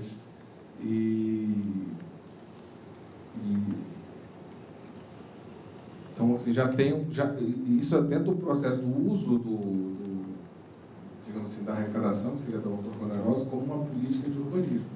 Na verdade, você está atendendo uma política de urbanismo, no sentido assim, permito você construir, te dou incentivo a construir mais em determinadas áreas e te restringo em outras. Isso é uma forma de direcionar. Com relação ao incentivo fiscal, aumentar esse incentivo, ou desonerar ainda mais essa questão da outorga, a gente só está pensando na questão da Zona Leste mesmo para o desenvolvimento econômico. É a previsão que tem. Eu imaginei que o projeto que for sustentável pagaria metade do valor da outorga, por exemplo, que está aumentando nesse plano atual. Sim, mas aí mas o que é sustentável? Isso é difícil. O que é sustentável? Esse benefício vai chegar ao comprador do imóvel ou vai ser totalmente absorvido pelo incorporador? Ou seja, o incorporador vai repassar esse benefício para o seu cliente ou não? Esse benefício vai ficar com o fornecedor do material para você, incorporador, ou não? Com quem vai ficar esse benefício? Ou seja, vai ter algum tipo de... Ou o imóvel vai continuar tendo o mesmo custo ou será repassado algum tipo de benefício? Porque minha experiência com benefícios fiscais, aí já do governo federal, houve casos em que não houve repasse nenhum. Quer dizer, houve o benefício fiscal e o produto aumentou. Quer dizer, houve simplesmente uma apropriação daquela renúncia fiscal por algum agente econômico, nem relacionado à construção civil, que nós falamos aqui abertamente. Então, assim, haverá repasse, quer dizer, e essas discussões tem que ter. É o que eu digo, a gente pode até pensar alguma coisa nesse sentido, mas a gente tem que ter a gente tem que entender o que é sustentável, o que nós entendemos como sustentável, e você diz assim, aumenta o custo. Mas eu posso te obrigar a fazer. Eu digo que nesses imóveis, assim, você vai ter que fazer isso. E vai ser mais caro, você vai repassar por preço. Mas é uma questão de prioridade. Eu digo, a partir de agora, eu entendo que isso vai ser necessário. E vou exigir de você que tenha essa construção mais sustentável. Eu não preciso fazer isso te dando incentivo. Eu posso te obrigar a fazer. Agora, eu vou te obrigar a fazer, eu vou te incentivar. É uma escolha. Aonde que eu quero chegar? Enfim, é isso, onde que eu quero chegar? Através da obrigação, ou eu, Estado, vou pagar essa melhoria ou vou exigir de você? Essa é a discussão que a gente tem que ter. Não, o contraponto que eu faria, não tenho a resposta certa, o obrigar aumentaria o custo para o usuário final, por exemplo, se obrigar. E aí a gente entra que nem aquela história do carro antigo não paga imposto, e ele polui mais do que o carro novo. Então, você desincentivaria novas construções que são mais sustentáveis do que as antigas. Mas por exemplo, a gente está exigindo dos automóveis, a partir de um certo prazo, que todos tenham ABS airbag. Agora, a ABS airbag é importante ou não para a população? Para o fabricante é um custo. Eu vou colocar airbag ABS em todos os carros e vou gastar mais dinheiro com isso. Mas eu entendo que, olha, isso é requisito de segurança. Vai ter que ter. Vou exigir de você, não estou dando incentivo fiscal para isso. Eu estou te dizendo que você vai ter que botar ABS airbag. Você vai repassar por preço. Porque o consumidor também tem que pagar por um produto que seja seguro. E eu estou dando as condições de segurança que são exigidas hoje dentro do país. Então, enfim, é isso. Então, eu estou dando um outro exemplo de uma coisa que item de segurança que a população entende que é boa e está sendo obrigado. Não está tendo incentivo fiscal nenhum. Lógico, entendi. Como reciclagem, eu estava falando que é voluntário hoje, mas para mim tem que ser obrigatório. Você tem que ter um percentual, porque senão você está... Mas tem. Você está dando uma opção, né, Você tem a Política Nacional de Resíduos Sólidos, ela é de difícil implementação, mas é que ela estabelece metas. Por isso até que nós colocamos mais 4 estações de separação. Eu faço parte do comitê em Brasília do MEDIC. Então, assim... Da Política Nacional do Acordo Setorial, eu sou responsável pelas associações. Então, o senhor conhece melhor até do que eu. Assim, existe uma política de difícil implementação. Nós estamos trabalhando junto com a CNI, vendo onde vai ter desoneração, porque se pode ter, tudo isso que vocês explicaram faz completamente. Isso eu sabe que a discussão que está tendo entre a indústria e a municipalidade, as municipalidades e estados, de quem vai pagar a conta, quem vai pagar a conta da logística reversa, como é que a gente vai redistribuir esse custo da logística reversa, grande ponto de discussão com a indústria hoje em dia, para os acordos setoriais. Esse é o que... E aí nós temos fibra lá, o plástico civil, eletroeletrônico, pneu, todos estão lá discutindo numa mesa gigante. Só respondendo à questão, assim, eu até usei o termo, o brasileiro não gosta de incentivo fiscal, né? Então ele tem que aprimorar. É o seguinte, é que a gente, na verdade, às vezes os nossos incentivos fiscais não estão acoplados à realidade, a gente acaba nunca tendo a função indutora que ele deve ter. Esse exemplo que eu dei, por exemplo, Lei Rouanet, né? Todo mundo quer que as empresas doem parte do seu imposto de renda para a Lei Rouanet, mas muito poucas têm imposto de renda. Ou seja, nós temos de 10 a 14 mil empresas que pagam imposto de renda. Ou, por exemplo, na década de 70, quando a gente quis que o mercado de capitais brasileiro avançasse. E aí tinha o decreto 1510, que era isenção nas ações, quem comprava no mercado à vista bolsa, e nós não tínhamos mercado de capitais. E talvez agora, na década de 2000, a gente deveria ter algum tipo de incentivo. Quer dizer, o que eu quero dizer, e assim, por exemplo, Zona Franca de Manaus é outro incentivo.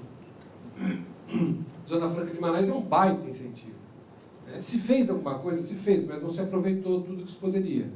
Uma Sudene, eu diria, já é um incentivo que teve maior êxito. Então, assim, o que eu quero dizer dos incentivos é que às vezes a gente faz os incentivos e, na verdade, eles não se adaptam à realidade fática e, portanto, ele morre, né? Ele perde, talvez esse exemplo da Zona Leste seja um exemplo. E porque a gente pede, e às vezes quem pede não é quem vai usufruir, então ele pede errado, né? E todo um processo legislativo onde cai por terra. É só isso. Na verdade, as nossas experiências de incentivos fiscais não são as melhores.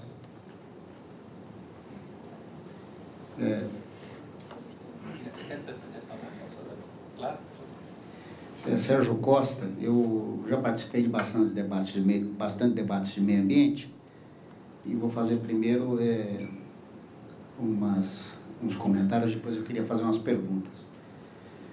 Eu vejo que já começa a discussão fiscal com uma série de exemplos que são coerentes, né, com o debate. Mas, por exemplo, ninguém lembrou do Tarifa Zero, em que a Erundina pregava, e que virou agora com os estudantes da USP, o aumento de IPTU. Está na cara que alguém vai pagar, né? Então vai sobrar para a gente pagar toda essa movimentação que foi feita da Tarifa Zero como se existisse Tarifa Zero.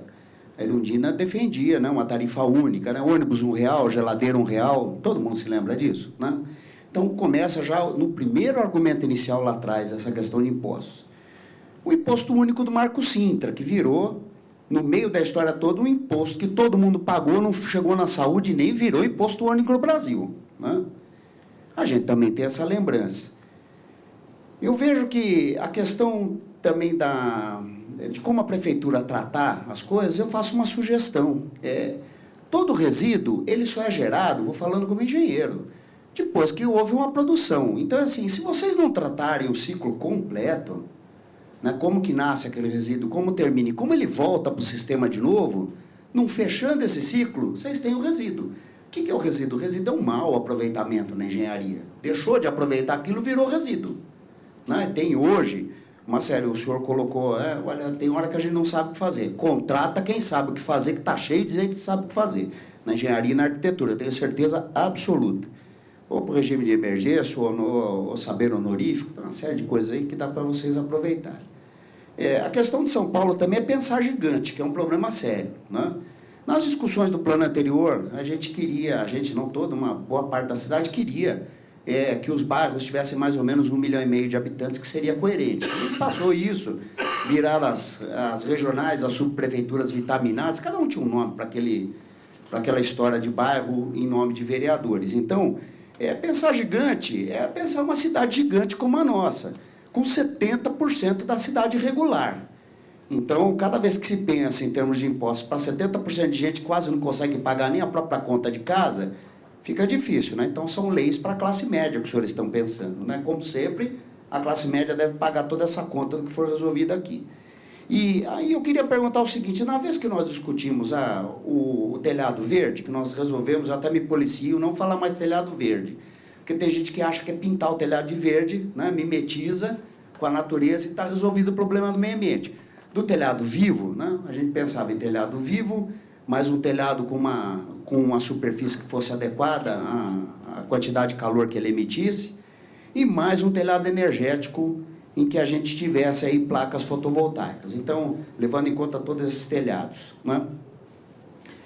Dessa discussão que nós fizemos dentro da Câmara, um dos senhores disse, olha, mas com a lei de responsabilidade fiscal hoje é muito difícil dar incentivo, né? Fica muito difícil você conseguir convencer o prefeito que ele vai tirar do bolso dele alguma coisa para incentivar alguma coisa desse estilo. Então, é uma pergunta para o Quiroga.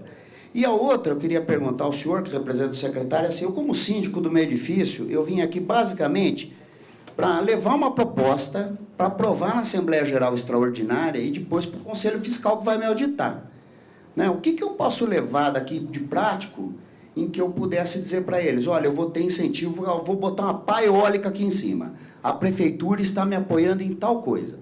Ou eu vou colocar aqui um telhado todo fotovoltaico, a prefeitura está me apoiando em tal coisa. Ou eu vou dizer para eles que a prefeitura não vai me apoiar em nada.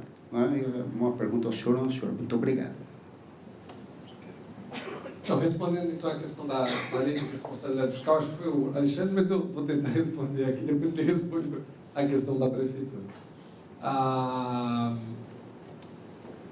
Veja, hoje nós temos uma discussão grandíssima dessa flexibilidade ou não da responsabilidade fiscal ou da lei de responsabilidade fiscal, que ela atribui justamente essa regra, ou seja, para qualquer renúncia, para qualquer desoneração, eu preciso ter uma receita compensadora.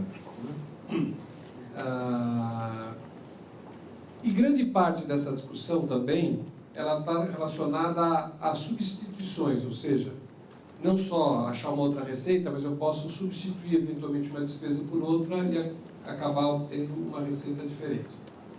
E infelizmente, felizmente, não importa como a gente veja, a regra hoje ela impede mesmo que eu tenha qualquer desoneração se eu não conseguir ter uma contrapartida. E aí o que o governo vai ter que fazer? Essa dificuldade. Ele vai ter que escolher, ele vai ter que dar, mais uma vez, escolher prioridades dentro dessa conta matemática, porque ela não pode ser negativa, ela tem que ser 0 a 0. Quando nós não tínhamos a lei de responsabilidade fiscal, a reclamação era outra, é que nós gastávamos muito mais do que a gente arrecadava. Então, assim, era um outro tipo de reclamação. Né? Assim, como técnico, eu posso dizer o seguinte, eu não tenho dúvida que hoje nós estamos numa situação muito melhor. Ou seja, a lei de responsabilidade fiscal, ela nos dá uma rigidez financeira e faz com que a gente não tenha um filho que saia gastando e depois apresente a conta. Agora, por outro lado, não há dúvida, ela cria esse tipo de temas que você expôs, ou seja, ela nos engessa.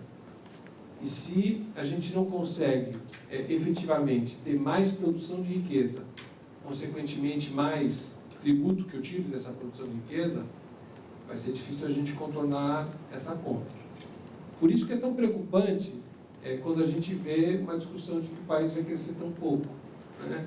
Quando a gente fala assim, o Brasil vai crescer tão pouco, a gente está falando o seguinte, nós vamos produzir uma riqueza que não vai ser tão grande, eu não vou conseguir tirar um valor dessa riqueza da população para realizar a tarefa pública e, portanto, nós vamos ter algum tipo de dificuldade de realizar tudo que a gente quer. Então, assim, na minha visão, apesar de ser muito ingrata essa conclusão, a lei de responsabilidade fiscal, apesar desse engessamento, ela nos trouxe pelo menos uma segurança com relação ao controle dos gastos públicos, que é um dano muito maior do que eventualmente uma não desoneração. Né? Mas, obviamente, que essa é a solução que a gente encontrou, por exemplo, que hoje ela está plenamente em vigor, né? E que dificilmente a gente vai ter uma mudança nisso, infelizmente.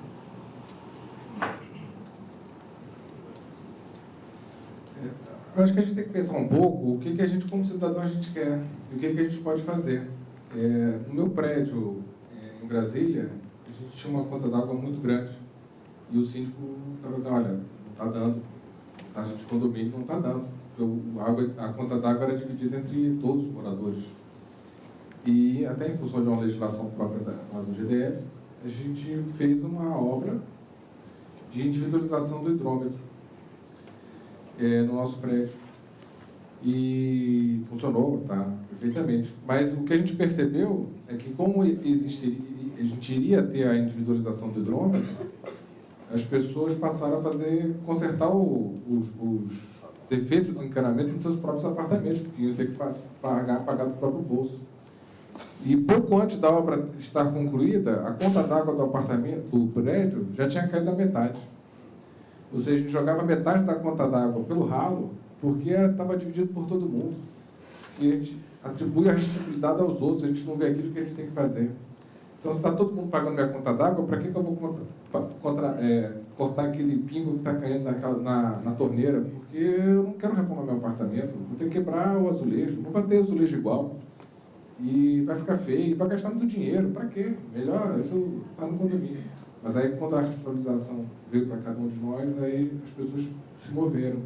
Então, a gente tem que pensar, acho que o senhor tem que voltar para o seu condomínio e pensar, nesse momento, que tipo de condomínio vocês querem, que tipo de proposta vocês querem dar para o bairro onde vocês moram e para a cidade onde vocês estão. Que tipo de contribuição vocês têm que dar voluntariamente. Porque nem tudo que a gente tem que fazer é em função de benefício fiscal que a gente vai receber do governo. Tem certas coisas que a gente tem que fazer por obrigação. Outras são voluntárias. Então, o que a gente pode fazer hoje de positivo no nosso condomínio para ter uma cidade mais sustentável? Para o abastecimento da cidade de São Paulo, depende da coleta de água fora da cidade de São Paulo. A geração, o consumo de energia na cidade de São Paulo, a hora de pico, o consumo de energia no país, é difícil prover toda essa infraestrutura. Então, o que a gente pode fazer para a gente usar melhor aquilo que a gente tem? A gente está fazendo coleta seletiva no nosso prédio. Eu sei que em outras cidades, se a coleta seletiva não é bem feita, o prédio todo é multado. Nós não temos isso, mas a gente faz coleta seletiva. Será que o nosso prédio está fazendo uma coleta seletiva? Será que a gente pode organizar uma forma, como cidadão, de levar a um ponto de coleta, por exemplo, no mercado da nossa coleta seletiva? O que nós estamos fazendo? Acho que a gente tem que pensar também isso, e não apenas na questão dos incentivos que já existem. Agora, o que a gente pode fazer, sim, é contribuir para que construa uma política de construção sustentável. É isso, sim. A gente pode. O que o Estado pode fazer? Se hoje o Estado não me dá uma alternativa, não está me incentivando de forma correta a ter uma atitude mais sustentável, de que forma que eu posso cobrar do Estado que ele não faça isso? E vamos construir uma política para isso. Acho que a gente tem que pensar ver também um pouco do que a gente pode contribuir. O que eu posso fazer na minha reforma para ter um apartamento mais sustentável, que consuma menos energia? Vou reformar um apartamento? Eu não vou. Mas, por exemplo, vou reformar um apartamento agora, o que eu posso fazer? Eu estou aprendendo aqui, nessa sequência de encontros, que existem métodos materiais que são mais sustentáveis. Será que eu não posso usar isso na minha obra agora? Eu vou reformar o prédio agora? Estamos reformando do prédio? Vamos propor ao meu síndico, vamos utilizar um material mais sustentável? Vamos ver como é que a gente pode construir isso de forma, trazer essa tecnologia, de repente até de forma viável economicamente. A gente tem que também ter mais iniciativa de tentarmos por nós mesmos também resolver esse problema. Posso fazer uma pergunta? Meu nome é Alexandre Braco, agora eu sou violoncelista na Orquestra Filarmônica Santo Amaro. Obrigado pela Lei Rouanet, que eu acabei entendendo porque nós temos dificuldade para comprar um instrumentinho, né? Mas a questão minha é a seguinte: eu moro em apartamento, né? E eu percebo o seguinte: essa isenção que vocês falam fiscal, ela passa também por outros setores do governo, né? Que nem a Sabesp, a Eletropaulo, mesmo essa questão de mobilidade. Quer dizer, a gente isentar só a parte da taxa, né? Do imposto, o lado da Sabesp, da Eletropaulo, mesmo das vias em questão de mobilidade, que tem muito a ver com as construções, que ela disse, né? Como entrariam nessa isenção? Ou seja, se eu tivesse um apagão, né, de energia elétrica, como aconteceu, eles sobretaxam a hora ou dão isenção para quem, no momento crítico, né, colabora, faz a lição de casa ou faz a lição de casa errada, né? Nesse caso, vocês têm lições de casa errada também em construção, que nem ele falou, a proximidade dos eixos de condução de transporte, né? Quem constrói lá longe do eixo um prédio de 40 andares não está pagando, ou seja, não vai ter um dever incorreto, uma lição de casa errada, né? Então, eu queria saber como essa compensação podia cair para o lado da Sabesp, da Eletropaulo, da questão da energia, da água, da mobilidade, em questão de direitos e deveres. Né? Obrigado. Bom, a gente tem uma boa interação com esses órgãos públicos. E temos reuniões permanentes com a Prefeitura, seja com a Sabesp, com a Eletropaulo, com o próprio Estado de São Paulo. Mas a gente só pode se comprometer e propor naquilo da nossa alçada, da nossa competência, que é a Prefeitura. Então, acho que temos que trazer para essa mesa outros agentes que podem contribuir dessa forma. O senhor foi muito feliz ao ampliar essa discussão e trazer também a questão que aí não é só, ele falou da questão da responsabilidade tributária de Estados e União, só está trazendo também não só a questão da responsabilidade tributária, mas a forma de atuação desses entes, política de atuação dos entes estaduais e federais. Essa discussão ela tem que se dar nas 3 esferas. A gente tem uma conversa permanente com esses órgãos, a gente procura, eu posso garantir que existe uma boa parceria, seja o Sabesp, seja o Eletropaulo, seja no Estado ou no Federal. A gente procura trabalhar visando o bem comum. Isso tem, mas a gente só pode se comprometer com aquilo que é nossa atribuição. No caso, tem um exemplo, né, que eu acabei esquecendo. Eu tenho uns amigos que têm uma casa orgânica, que eles chamam, né? Eles pegaram, basicamente, milhares, eu não sei quantos pneus, trouxeram do Japão, né, que é o caso de importação, né, a questão de coisas não só aqui, domésticas, né? E construíram a casa com pneus.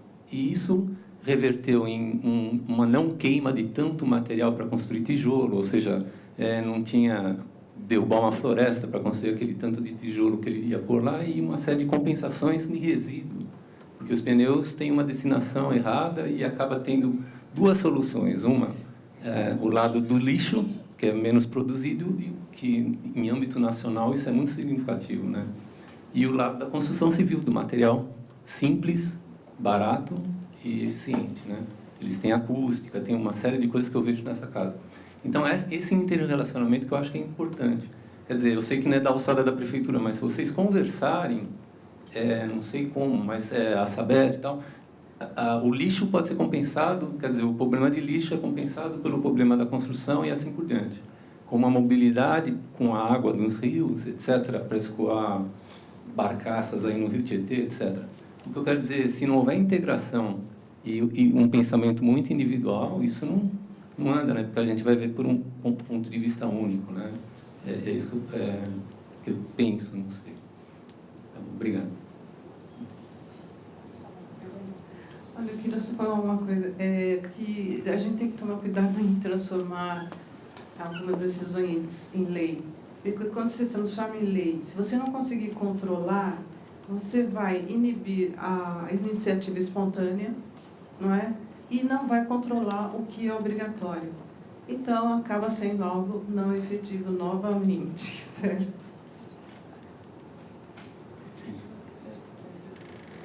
Acho que o processo de construção legislativa, e aqui a vereadora é importante nesse sentido, é muito importante. Quer dizer, por isso que é importante o debate, o diálogo, para a gente poder construir quando o fruto dessa discussão vier a se transformar num ato normativo, que eles sejam o mais eficazes possível, o mais efetivos possível. Essa preocupação é importante. Bom, nós precisamos encerrar, porque a gente precisa devolver a casa para Bácio. E eu queria agradecer bastante as colocações dos dois, que foram excelentes. Tenho algumas ideias que vou compartilhar aí depois. E é isso. Muito obrigada.